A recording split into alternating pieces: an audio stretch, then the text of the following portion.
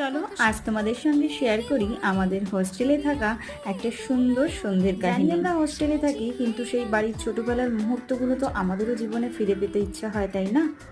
তবে আজ আমার একার গল্প নয়, আজ এখানে আমরা যারা প্রত্যেকে উপস্থিত আছি তাদের প্রত্যেকের ছোটবেলার গল্প এই মুড়ি মাখা খেতে খেতে শুনবো, সেই সঙ্গে তোমরাও শুনে মাখাটা শুরু মাখাটা দেখলে না মনে হয় আমরা তিন ভাই বোন এক জায়গায় বসে আছি, ডাইনিং টেবিলে বসে এত সুন্দর করে মেখে আমরা খাচ্ছি।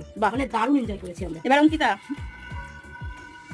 এইটা দেখে আমাদের ঝাপানের কথা মনে পড়ে গেল। আমরা মানে গ্রামে তো আমাদের ঝাপান হয়, সবাই মিলে একসাথে বসে আমরা এরকম করে খেতাম মুড়ি সব কিছু মাখিয়ে। আর স্নেহা তুমি बताओ।